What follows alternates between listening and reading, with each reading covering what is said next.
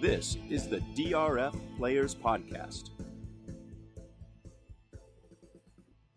Hello and welcome to the DRF Players Podcast. This is show 292, the December 12th edition. I'm your host, Peter Thomas Fornatal, back with you in the Brooklyn bunker. We've got a very special hour of programming coming up for you today.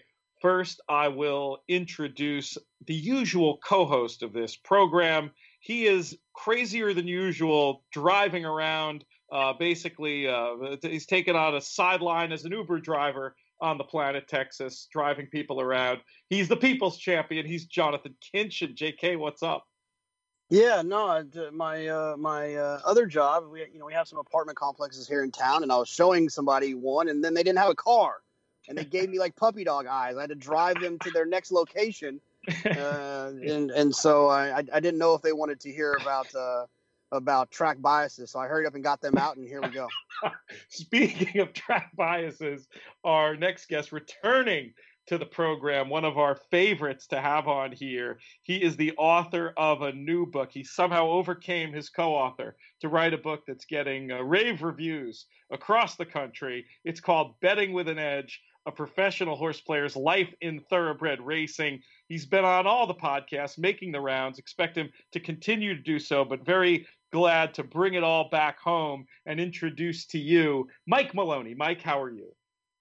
I'm good, Pete. Not currently an Uber driver, but always one bad gambling month away. Fantastic. And having spent a little time attempting to make the principal part of my living from gambling, I understand how true that statement is. Very glad to have you on the show. How have you been enjoying making the rounds? You were with Night School with Steve Bick and Jeremy Plonk the other week. You did a great job on there. I just caught up on the Jason Beam podcast, and I thought you did a terrific job there. Are you getting used to this whole media star thing? You're practically Jonathan Kinchin, all the places you're showing up. Well, I'm not exactly Jonathan Kinchin. By the way, speaking of Jonathan Kinchin, the people's champ, I love that tag you put on him, but I'm thinking now with the podcast and the Win Play show on TVG that the king of all media might be a better tag for Howard Stern going to hand over that mantle to JK. What do you think? Well, it could happen. I'm enjoying, to answer your question, I'm enjoying the making the rounds. It's kind of like writing a book. I'm finding out it's not as easy as it appears from the outside, but I really am enjoying it. Anytime I get a chance to talk about racing, I'm a happy guy.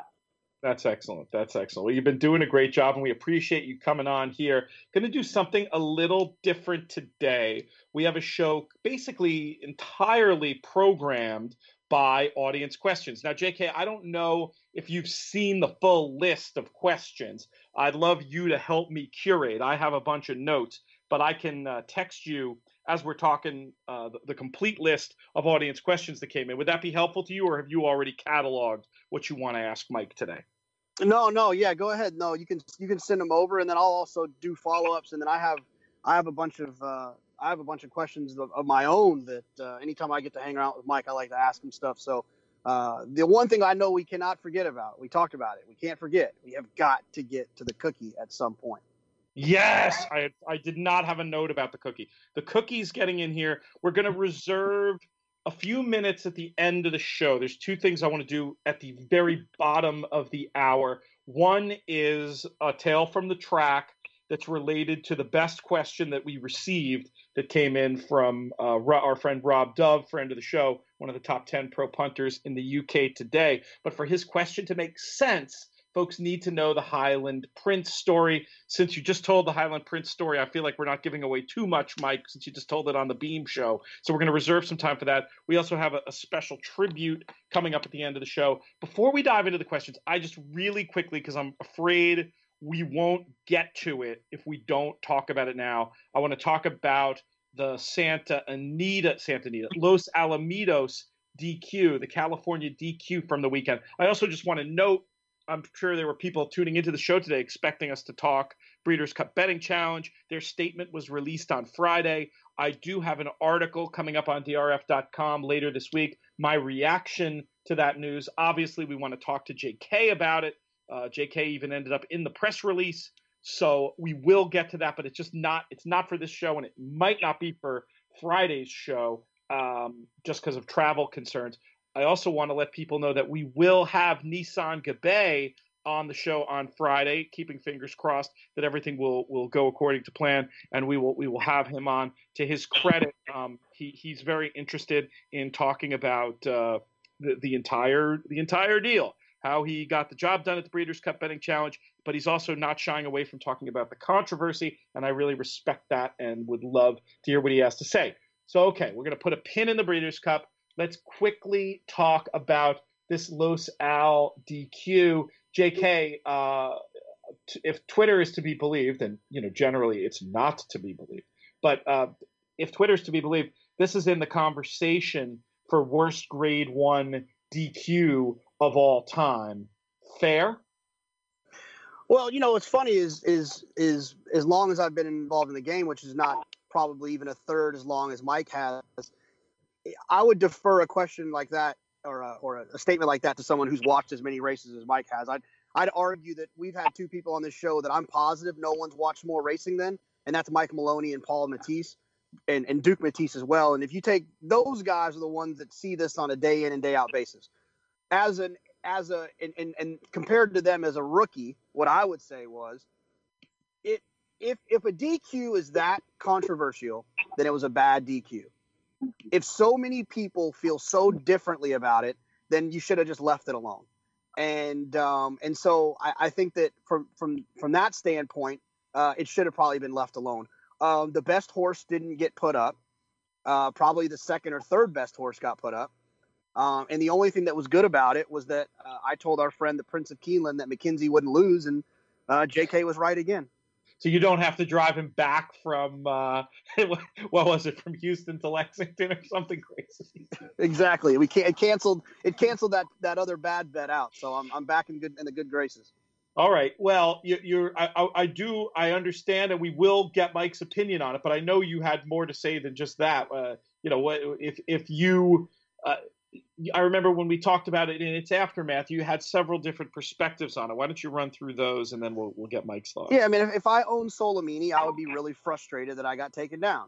I don't feel like I'm the one who started the interference. Yes, I did come over and bump the one, but I think that part of that happened because McKenzie was coming out.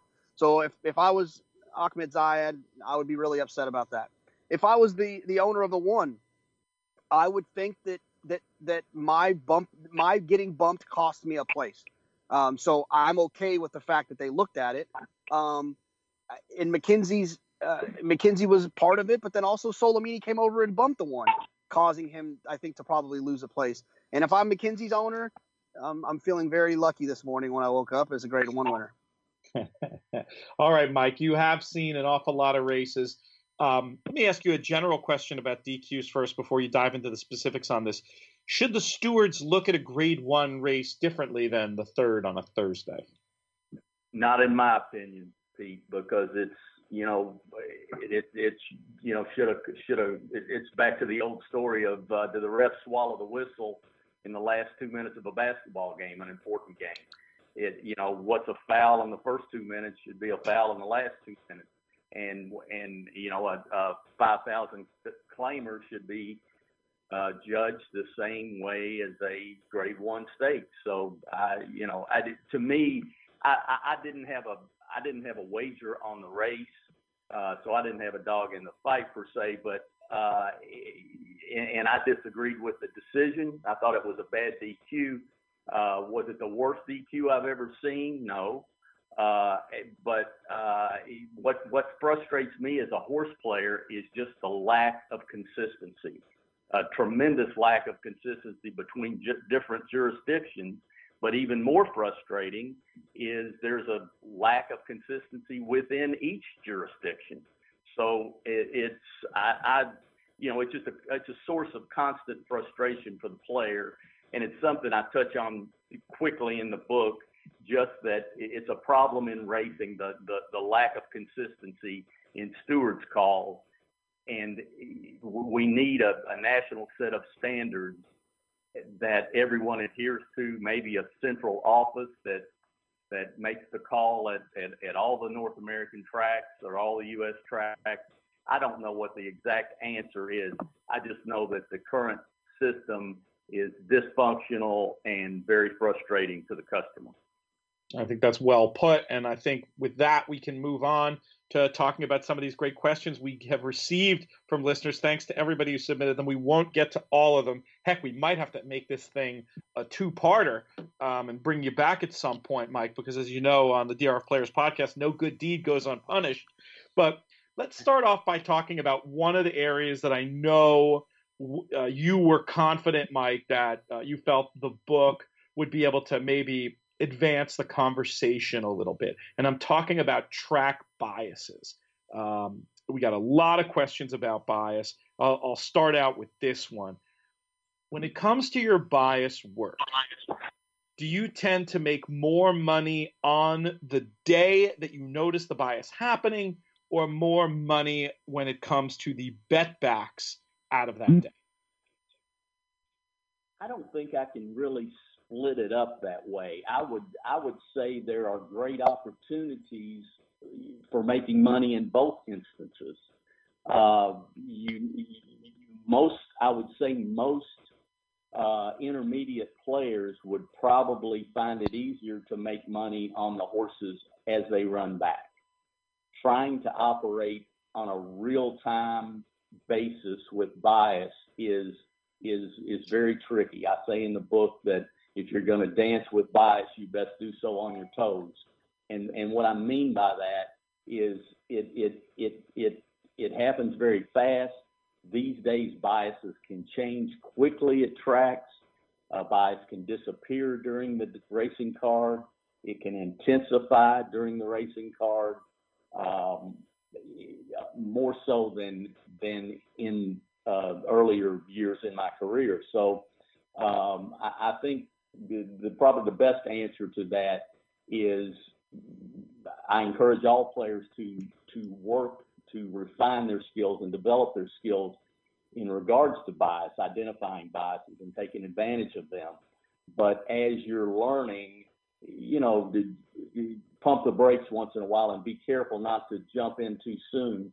And for that reason, I think if you put more of your focus or confidence on the bet back aspect of bias, you're probably in a safer spot. That's advice that JK has passed along before on the show. Jonathan, any of the questions you wanted to ask Mike or any of the listener questions that came in? I have several more on bias, and I think we should stick with the topic for a couple minutes. But did you have anything when it comes to bias for Mike? No, it's just more of a comment I think that Mike could elaborate on is when it comes to bias, if you're new to it, it's problematic because it's so powerful. When you see a horse who ran terrible and there was no explanation previously, and your only explanation was bias, and then the horse comes back and runs huge at 15-1, it's almost like a drug. And it's like you can't wait to have that happen again. And unfortunately, you start kind of losing your basic principles and following your basic rules to try to find that moment again, because it's so powerful and it's so real. I would caution people, and Mike slowed me down a few times on getting a little bit carried away with biases. They are powerful, but they're dangerous. They can lead you down the wrong path if you let them take over your whole handicapping opinion. Your thoughts on that, Mike? Yeah, I think it's important to realize that there are different levels of bias. In the book, we talk about level 1, 2, and 3 of biases, and level 1 being the least severe, and level 3 being so severe that it's actually dictating the outcomes of nearly every race. Those biases are very rare, but the 1-level biases are not as common as they used to be, but they're fairly common in today's racing. So what's important to remember there is the identification of these biases is a learned skill. So it's not something you're going to read this book and the next day you're going to be an expert at identifying bias. It's something that you become much better at it through experience, and experience is really the best teacher. I'll say experience in association with awareness. A lot of players they're a little, in my opinion,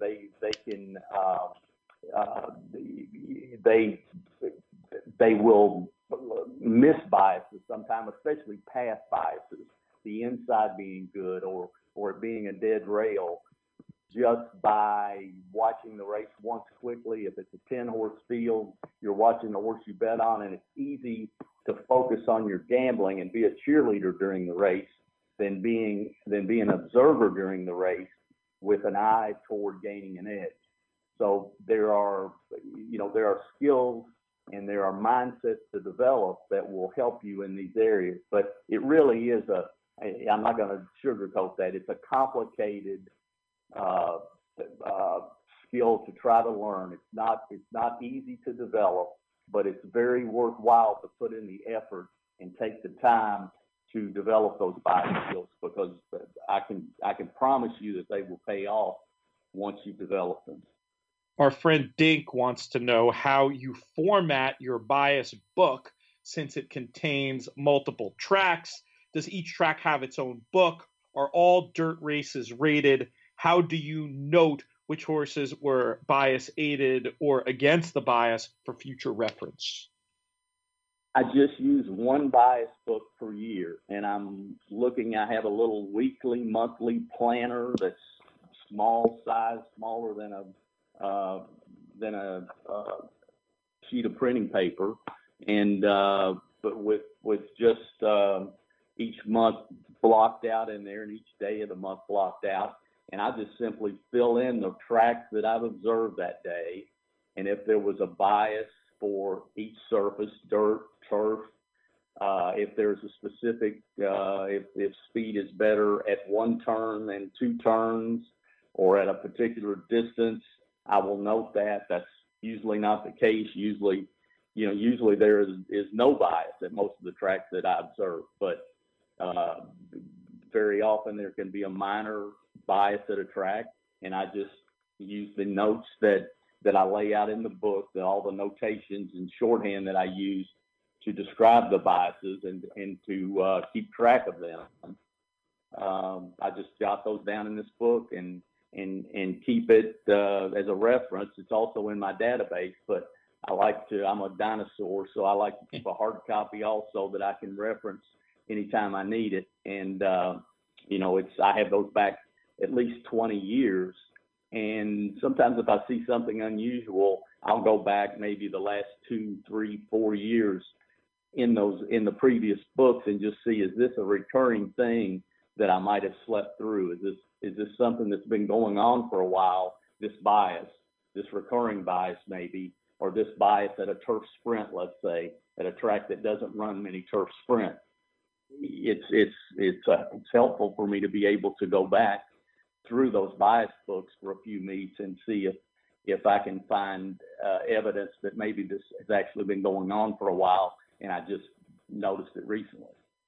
The book is, of course, Betting with an Edge, a professional horse player's life in thoroughbred racing. And, we're here to answer questions, but not to give away the store. I could ask the obvious follow-up about what things Mike is looking for specifically that inform those notations he makes in his bias book. But you're going to have to buy the book and read the chapter where he goes into a lot of depth about that. You can find the book at drf.com in the DRF store. If you're interested in purchasing a signed copy, I just got a shipment of books signed by Mike that I can sign and pass along to you. If you're interested in that, reach out to me at Looms Boldly on Twitter or through the podcast email, podcast@drf.com. We've got those signed books, can still get them in time for, probably catch the last night of Hanukkah, and I think we're still good for Christmas. So it's looking pretty good for your holiday plans. Hit me up if you're interested in getting a copy. I did want to follow up, Mike, on the Dink question with how you identify the bet backs. Is that a separate process from the bias book? How do you identify the horses that were with the bias and the ones that were against the bias? Well, I use the DRF site I use their horse watch feature, which is great. And I will enter the horses that have impressed me by running well into the teeth of the bias, being hurt by the bias, or maybe horses that were totally eliminated that I know will offer value next time they run, that were totally eliminated by the bias. And also I'll enter into my watch list horses that were very advantaged by a bias.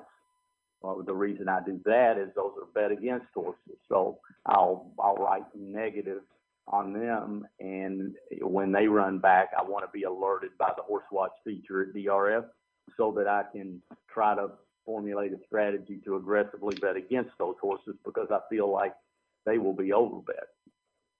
And of course, the notes tool in DRF Formulator, a great way to do that. And I think the idea of using your sort of notes in your PPs and then also underlining the most important ones with the stable male horse watch feature on drf.com, a great way to do that. Two more on bias, Mike, and we'll try to keep these quick, I think, so we can get on to some of the other stuff we have. One of them's pretty specific. One of them's a little more general. We'll do the general one first. Do certain tracks lend themselves more to biases than others? And if you pitch in an example, perhaps. Okay, I think yes, definitely. There are some tracks that tend to be less biased. Maybe Churchill Downs would be an example of that on the dirt. They have biases, severe biases sometimes at Churchill, but over the most racing days, it's less biased, I would say, than most tracks. There are also tracks that just tend to be more biased than others. I think, Mountaineer is an example of that. I think Gulfstream Park is an example of that. But there are several. So yes, there are tracks that have tendencies. One other quick thing, it's hard for me to speed up because things pop in my head. But one other quick thing is this time of year, tracks have to stop watering sometimes because of the cold weather. So it's especially important to watch tracks, winterized tracks that are running in colder climates, because you'll get some severe biases on racetracks simply because the maintenance crews are afraid to water because they're afraid the tracks will freeze up, and this will create bias more often than in other times of the year. That makes sense. They're afraid of just losing the track completely. To tie in this question with the point you made earlier about looking back year after year in the bias book and looking for trends, Saratoga on the turf, that's a bias you wrote about that can happen, especially sometimes as the summer goes on and things dry out. Sure appeared that bias was in full effect for a good portion of the meet, not even just the very late meet. Maybe that's one worth talking about real quick. Okay, the Saratoga is a meet I'm always interested in, and I like to play. I talk about in the book how it's not a huge focus for me anymore, but I do pay attention to the turf course there, especially the inner. And when I find that every year Saratoga will have a spell, you get a lot of rain up there at certain parts of the meet, but there'll be a dry spell. And it'll get warm, and that track will get harder. That turf course will get drier and harder. And at some point during the meet, under those conditions, the turf course will become speed favoring, and it will become inside favoring. And it happens almost every meet. And it's just an angle that I watch for. I play spot bets for most of the meet, always watching for the track to turn speed favoring the turf course.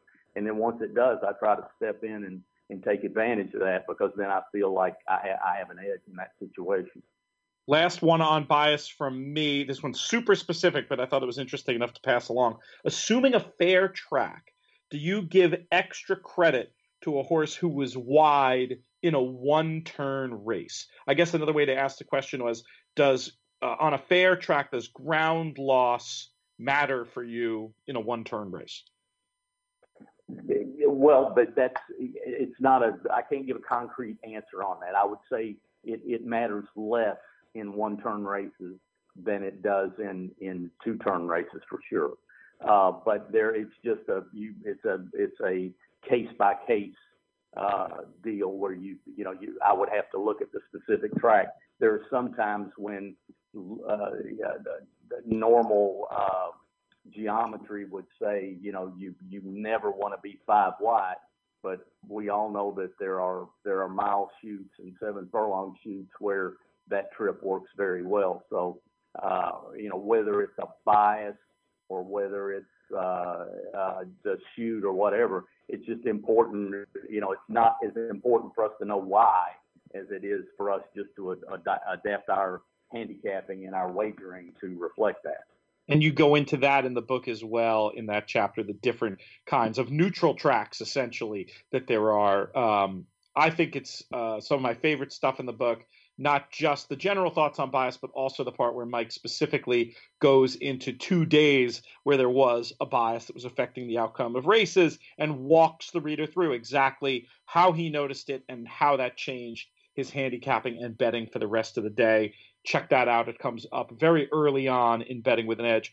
JK, where should we go from here? I think we've covered bias within an inch of its life. Many other directions we can go. Where you pick? Yeah, well, I think the last question was, talking about a fair track, we're talking about a track that doesn't have a bias. The question was asking about a wide trip. So that kind of rolled me into the question we got from Jimmy Moore about trip notes and watching replays. And his question was, excuse me for paraphrasing, but essentially, like, Mike, what's your process? I've seen your process. And when a race is being run, what are you doing during that race in terms of trip notes? What are you doing after the race? What are you doing during the playback of the replay that most of us are lamenting in our wins or mad about our bad beats? You're still working. And then what do you do after the fact? Do you go back? Just kind of what's your trip note process in general? I talk in the book, Jonathan, about I had to give up certain things, fun things for me, some of the joy of being a horse player when I decided to become a professional horse player. And one of those is being a cheerleader during the race.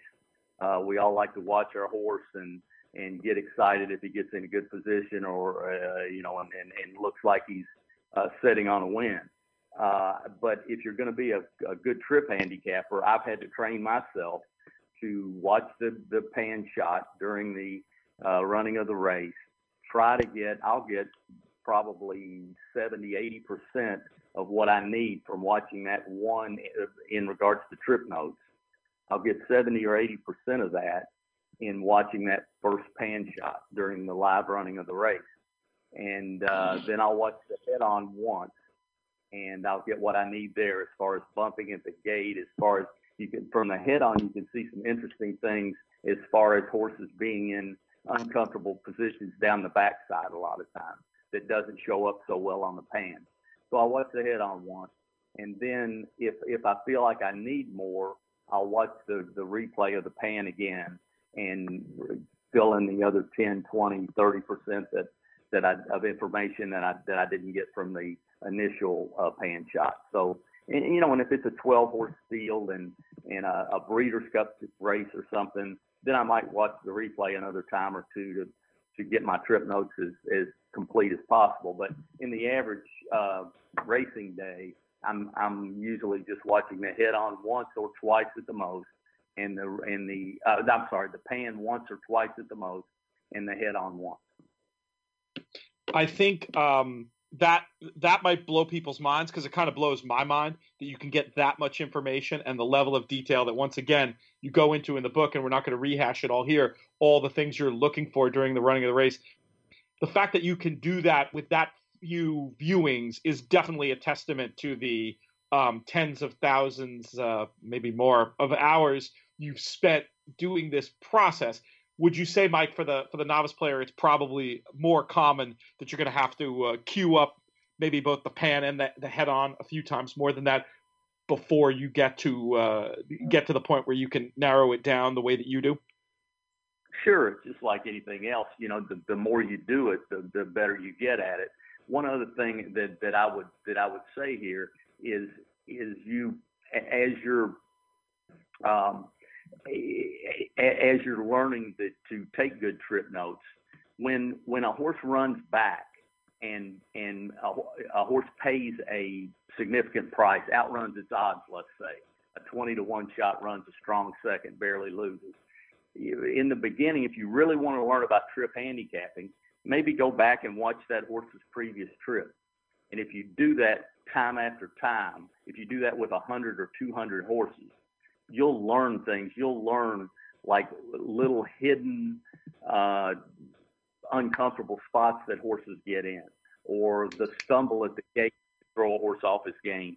Just little things like that you will learn just from watching horses that maybe didn't perform to their abilities last time. You'll learn what to look for there just through your own experience.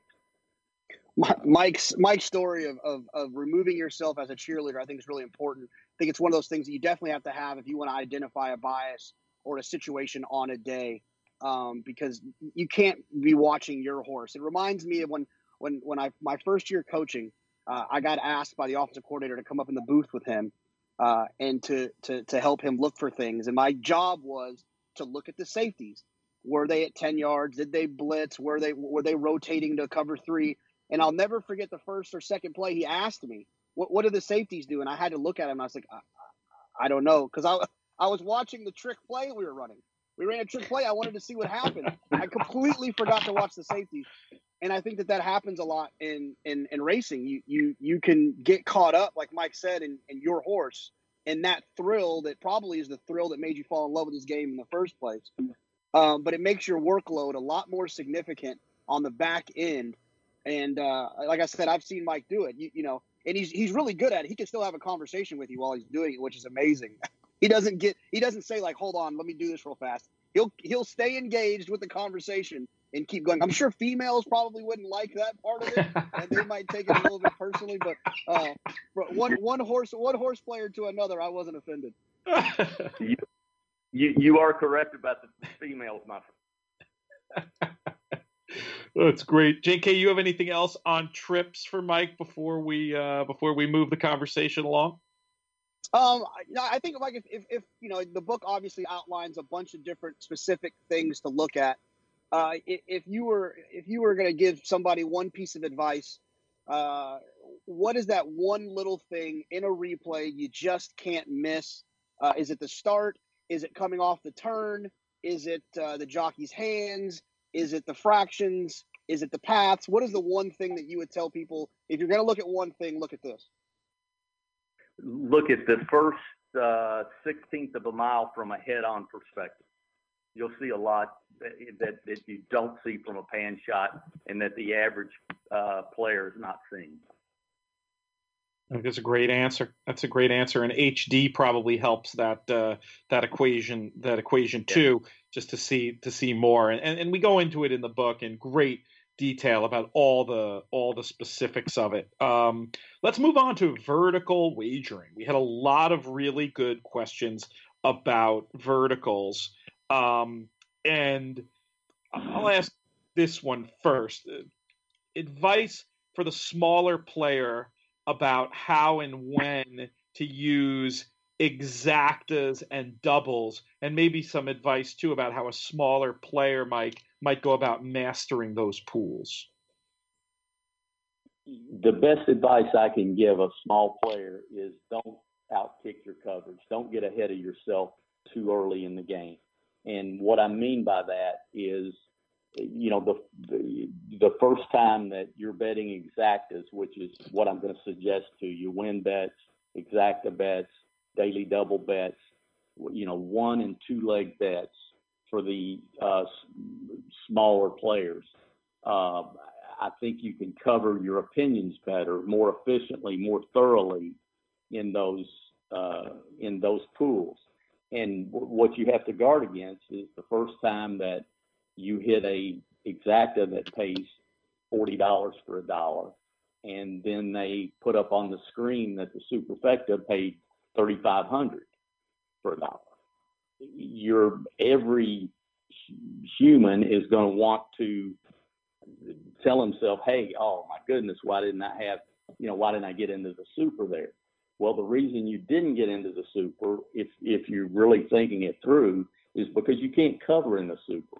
Yeah, maybe you would have had that one for a dime, but there are going to be lots of them that you're going to miss, and you're going to just whiff for the race with a good opinion. Whereas if you're in the exacta pool, if you're right, or if you're in the win pool, if you're right about your basic assumptions, you're going to cash. And, if you, I say in the book, master that pool, that's a strong word, but if you are showing great results in the win pools and the exacta pools and the daily double pools, and you want to spread your wings a little bit and move in to the deeper exotics, the trifectas and the supers and so forth, then have at it. I think you've earned the right to go there. But the guy that, is in the beginning phases, or even if he is a competent handicapper and he's operating with a lower daily budget, he needs to make a choice of one or two things.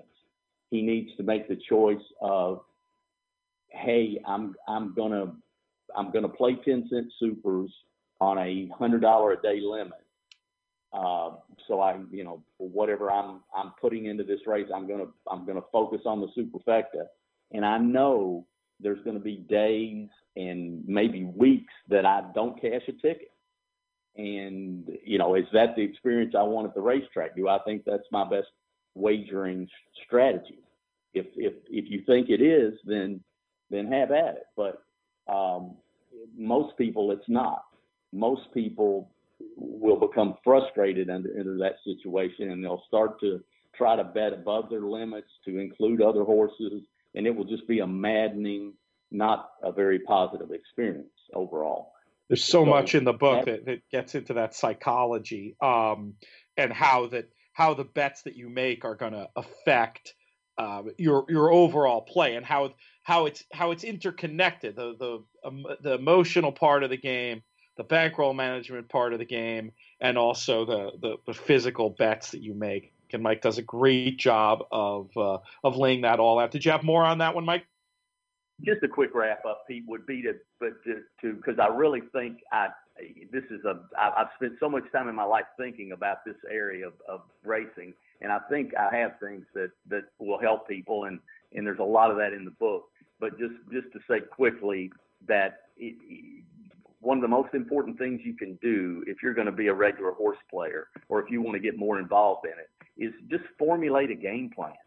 Sit down with a legal pad and decide what the right limits are for you for daily and weekly or monthly limits, or for a meet or whatever, and then formulate what pools you want to be participating in, what you think the best game plan is for you, and then try to follow your own advice, and that that will do wonders for most horse players if they would just follow that simple advice. A good follow-up to that question about a vertical wagering strategy for beginning players has to do with, as you evolve as a player, as you get to the level that you're at, what is your bread and butter vertical wager, and why do you choose one vertical pool over another once you're not concerned about the basics of mastering the pool, and once your bankroll can allow you to participate wherever you want to participate? I get that question all the time, and the honest answer to it is not really what the person asking the question wants to hear. The honest answer is that I picture myself as a carpenter with a toolbox, and my tools are the different wagering pools. So I look at the task at hand, which is the race at hand, and my handicapping opinion of that race, and my opinion of how the horses that I like or dislike are being bet, tells me what pool I should go into. So as a quick illustration of that, if there's a dominant horse to me in the race that's at 7-5, and I see another horse and he's a dominant speed horse maybe, and then I see a horse that's a closer that's 5-1, that And as I picture the race in my head, I see the dominant speed horse draw off and win by 5 lengths, and discourage the other horses chasing him. And I see this horse with a good finish at 5-1, having, being most likely to run second. Maybe that's a race where I just need to go into the exacta. I don't have a lot of opinions about the other 8 horses in a 10-horse field. Where I might go into deeper exotics would be in a race where there's a terrible favorite, in my opinion. That 7-5 favorite is a horse I don't like. He ran on a golden rail last time, and he set a soft pace, and I don't particularly like his form before that, leading into that. So the public is betting him off that one race that was a very biased, pace-aided effort. So, I'm against that horse. And I want to take advantage of him possibly running out of the exacta, running out of the try, running out of the super even maybe. So I might bet some exactas, some tries, some superfectas in that situation, because if he runs all the way out and that super pays $5,000 for $1, I want to try to be there. So, that's just an illustration of how I see the race dictate the pool that I'm interested in betting. I think that makes perfect sense. We got a lot of really good questions from loyal listener Darren. We're not going to be able to get to them all here, but I do notice that his questions have a theme, Mike, and it has to do with trainer angles. Maybe we will rapid fire go through some of Darren's questions that involve trainer angles, and then JK will let you direct from there. But we'll start out. The first one that he asked was, and you'll have to explain quickly the different. And I know you could spend we could do a show on the difference between backside trainers and front side trainers. But if you can maybe, Mike, just explain what you mean when you talk about a backside trainer versus a front side trainer, and maybe give an example of each. Okay, a backside trainer is what I would call an old school horseman. So I'll throw out a couple of examples. Might be, and this is not a negative toward these guys in any way, shape, or form. It's more of a positive in my eyes. Ian Wilkes, Bill Conley, who's a Kentucky trainer for years and years, a very solid guy, and a guy that I think does a great job with a horse. They are guys that they are totally focused on the development of their horses. So it doesn't bother them. They're not sending horses out there to lose. That's not what I'm going for. But they are totally all about the development of their horses through time. What they're focusing on is the end product. How can I get this horse to reach its fullest potential? And their techniques to do that are to not overtrain maybe the horse for its first or second race, for the horse to learn its lessons, and it may win its first or second race, but the horse will improve as it through its early racing career, because it is learning those lessons kind of in the races and on the track. And those type of trainers they're not so worried about their win percentage per se. They're worried about developing each horse in their barn to its fullest potential. Now let's contrast that with front side trainers, I'll say, who can be great trainers also, and very many of front side trainers are. The front side trainers would be, just pull something off the top of my head, maybe Todd Fletcher, Tom Amos. They're guys, they have high winning percentages, and they're concerned, I think, about that winning percentage. They don't want to run horses in spots where they don't think they're a likely winner. They want to train that horse in the morning and hone him to a fine edge before he ever races and before he comes back from a layoff. So it's just two different approaches.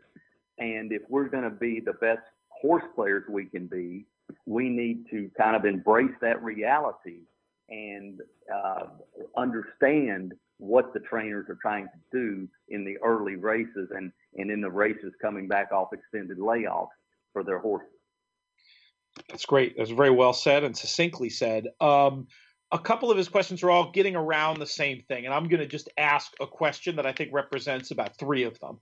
And it is, Do you have any what I don't know if we use the term in the book, but I know we've used it privately a lot, Mike.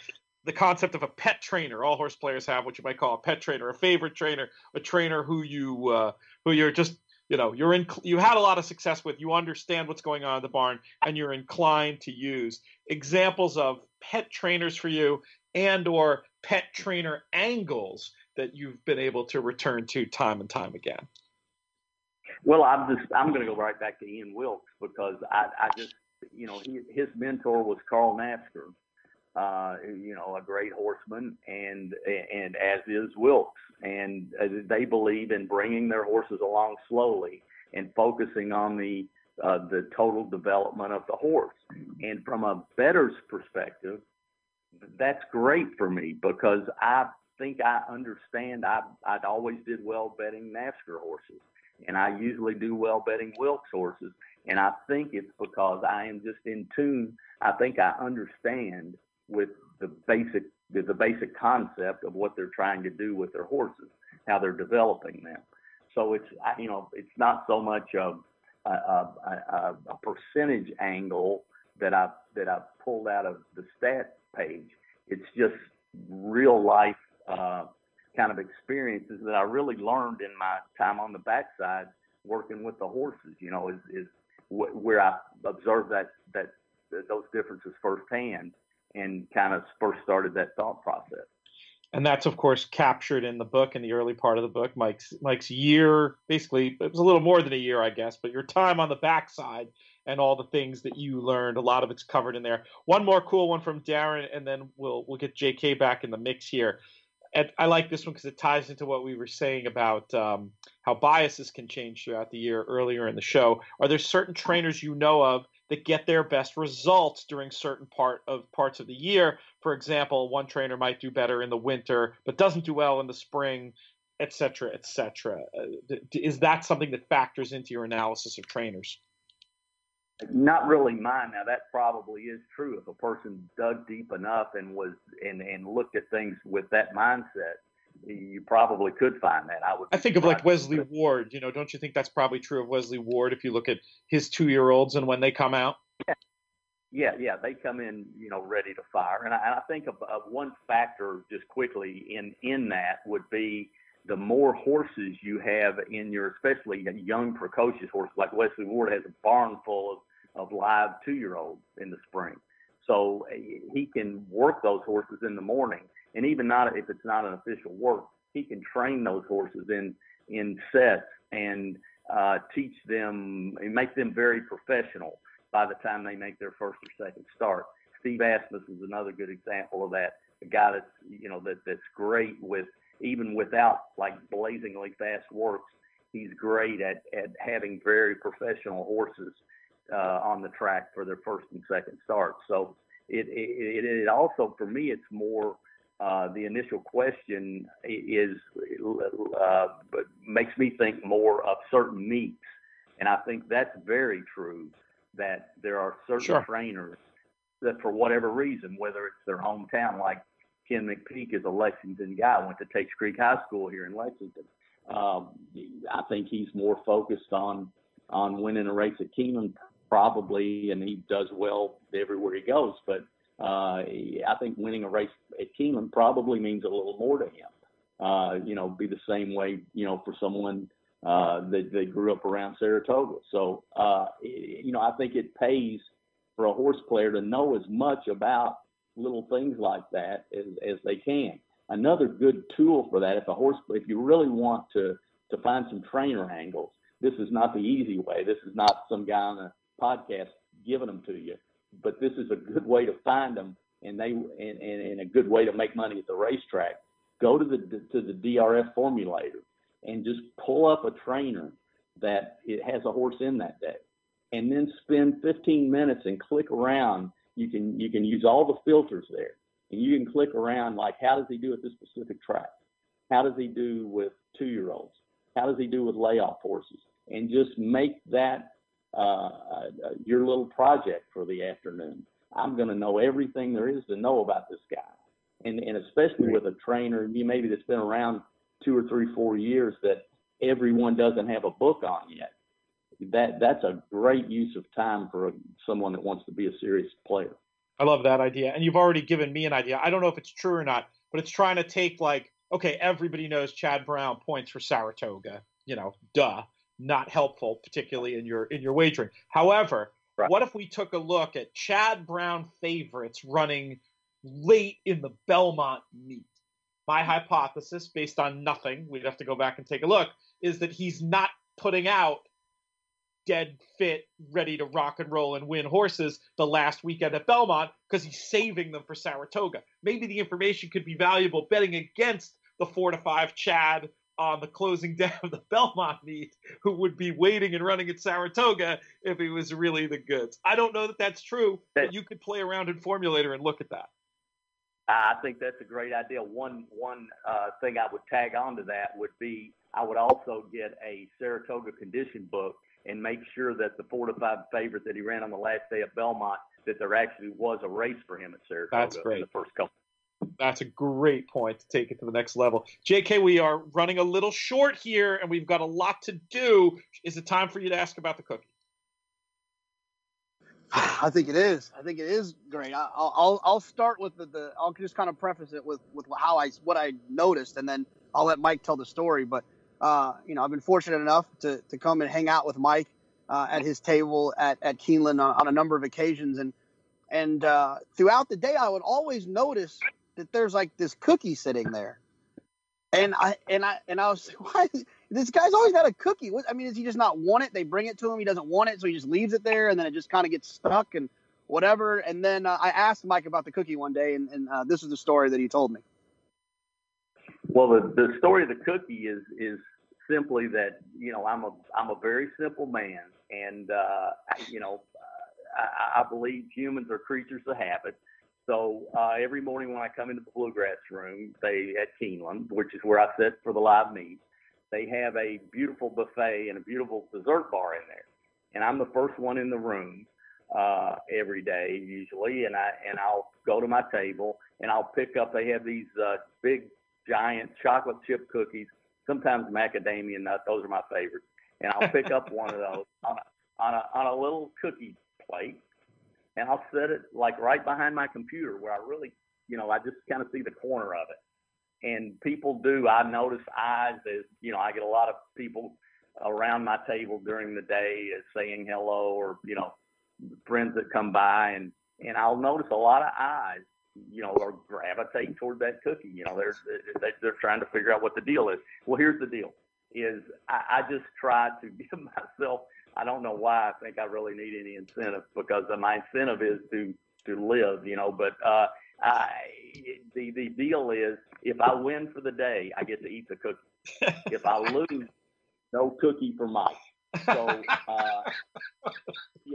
and now it's gotten to be where it's taken a life of its own, in that the guys behind me who have sat there for years and that I know and they're not professional horse players. They're good handicappers, but they like to have a few drinks, and they like to get loud, and they like to have fun, and they'll be like, when they know I really like a horse, I might tell them, hey, be sure and use the 8 in your pick 5 or something. And when the 8 doesn't run well, they're going, oh, not looking good for the cookie. And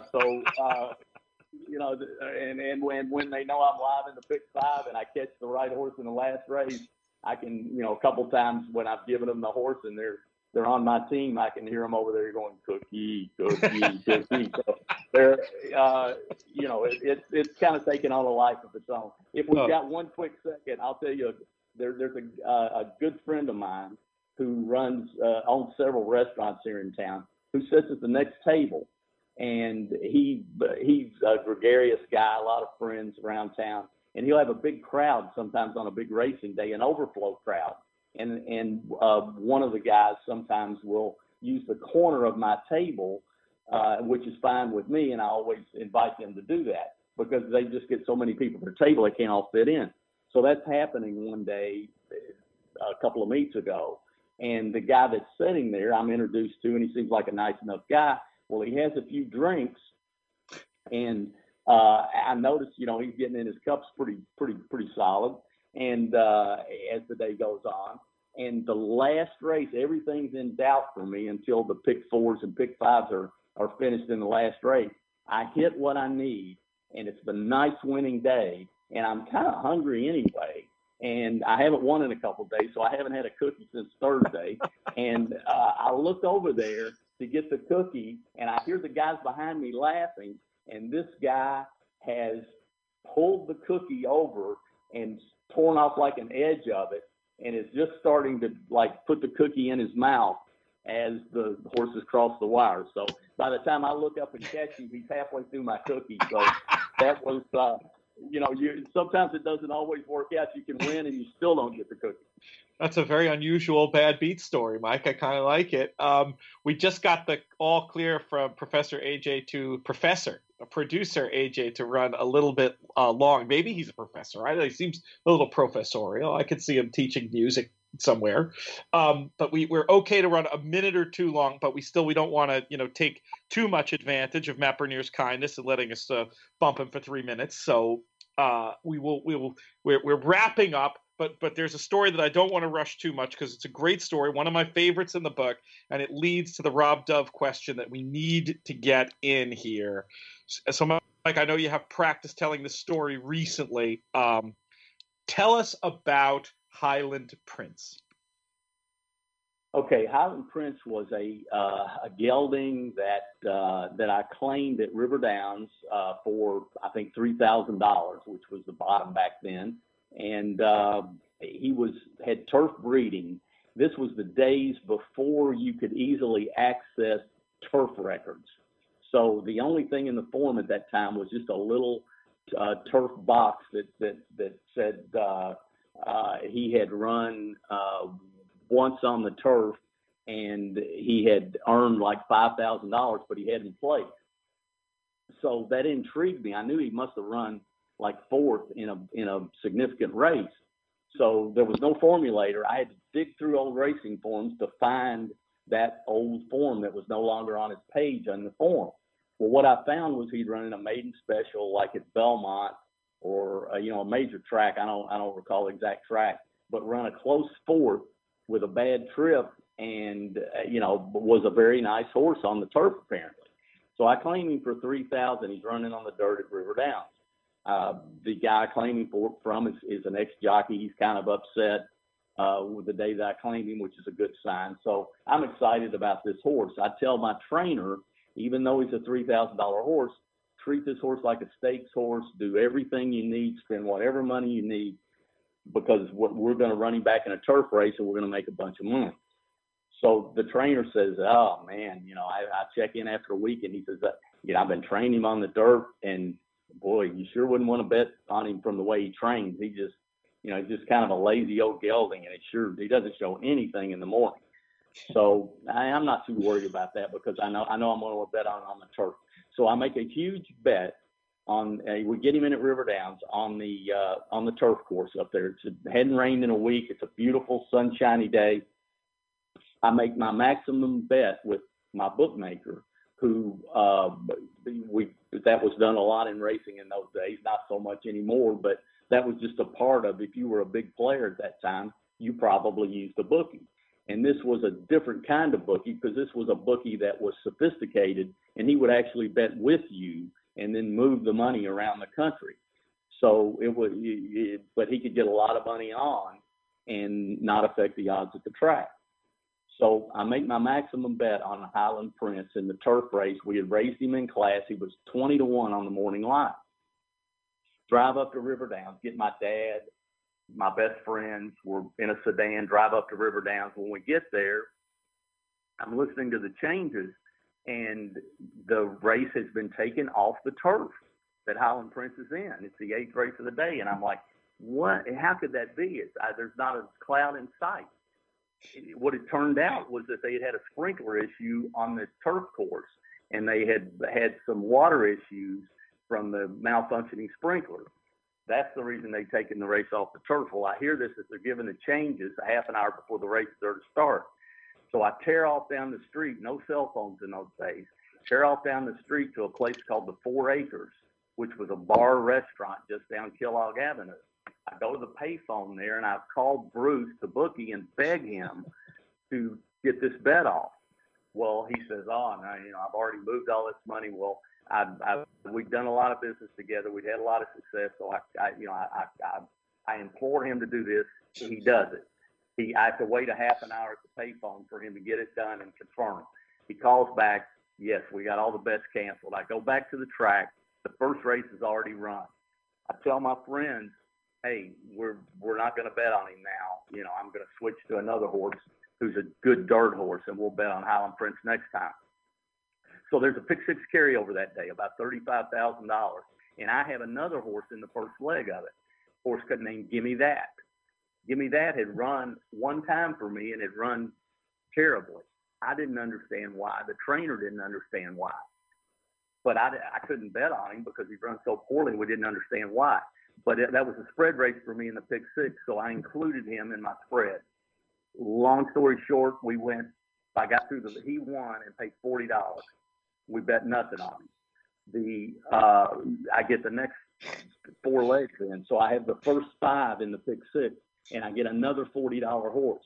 So I'm live to maybe single ticket territory, maybe sweep the pool territory. And what I've done, I'd planned on singling Highland Prince in the last race in the payoff leg of the pick six. But when the race came off the turf, I switched all those bets to the horse that was trained by the leading trainer and ridden by Perry Oots, who was a leading rider for years there, and felt very confident that he was a controlling speed. So now I figure I'm live to the whole pool in the pick six. The horse sits just off the pace, my single, takes over at the top of the lane, opens up, and then I see like a blur coming out of the back, a horse making a big move. Well, it's Highland Prince. The story ends badly for me. Highland Prince gets right up at the wire, beats me. I still have that win picture. It's actually in the book, and we look like everybody in the win picture just has a rotten egg in their mouth. We ride back in the car that night, and it's like a hearse. Nobody's saying a word. And every 10 minutes or so, my dad would just mumble, he got beat out of the pick six by his own horse.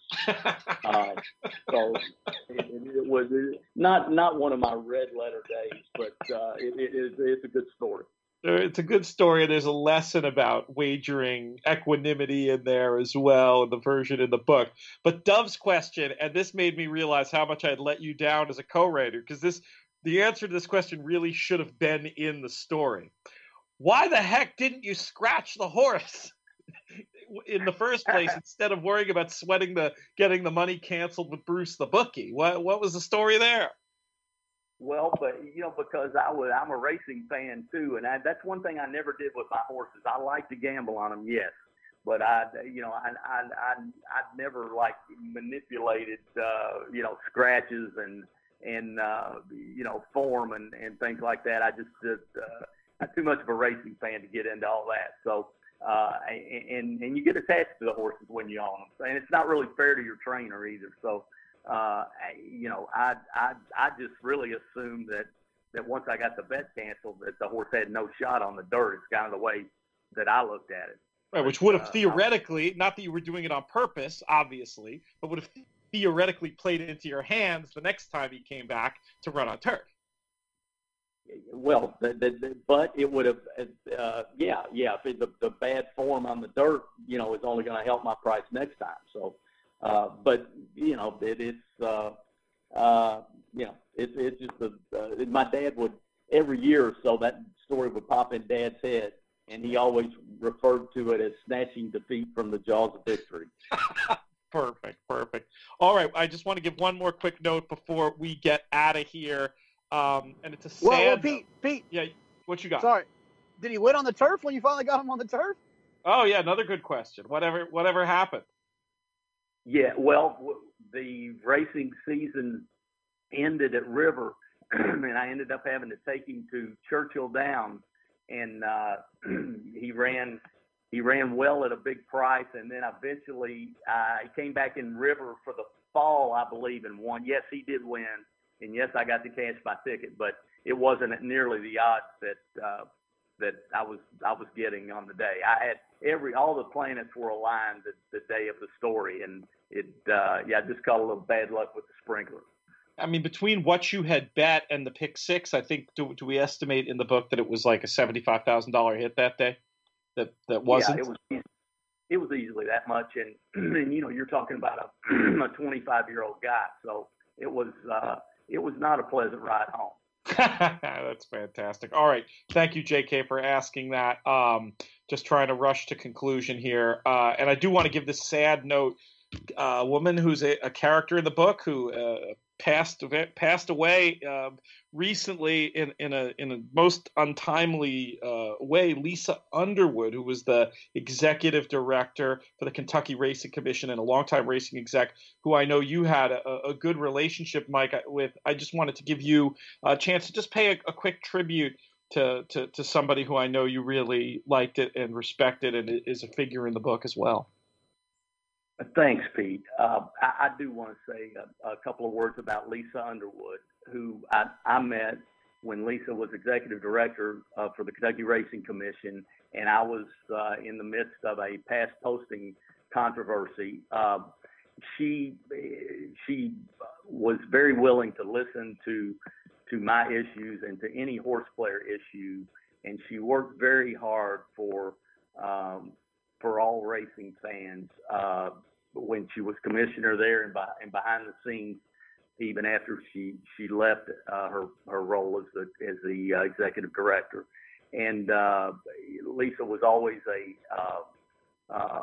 someone that would try to do the right thing even when it wasn't easy for her. So she's survived by her brother Tripp, who's a devoted horse player, and I think that was one reason that she understood our plight and always was a voice for the horse players, which one of the few in the racing hierarchy. So I just wanted to say she will be missed, and she was aside from being a friend of the horse player, Lisa was a fine person also, and we will miss her. All right. Thank you for sharing those thoughts, Mike, and rest in peace, Lisa Underwood. All right. We are out of time. We are over time. Mike, I want to thank you so much. Again, it is going to be a no good deed goes unpunished situation. We're going to find another Tuesday soon to have you back because we just have too many other good questions, and we barely let JK scratch the surface of his own questions. So you up for coming back in a couple weeks? Absolutely. I always enjoy talking with you and talking with JK. It's a cool thing for me to do on a Tuesday afternoon. Excellent. Very cool. All right. We will be back on Friday. I want to thank Mike Maloney, of course. I want to thank Jonathan Kinchin. Most of all, I want to thank all of you for listening, particularly those of you who submitted questions. Like I said, we're going to do this again. We probably have enough questions for the other show already, but I'll say to the loyal listeners, if you want to get in on the act, go ahead, hit us up, podcast@drf.com. You can hit me at my personal email. You can do @LoomsBoldly. Those of you looking for the book, you can get it through the DRF store. If you're looking for a signed copy by both me and Mike, hit me up those same sources, @LoomsBoldly, @drf.com. I'm Peter Thomas Fornatal. We will see you on Friday, hopefully with Nissan Gabay. May you win all your photos.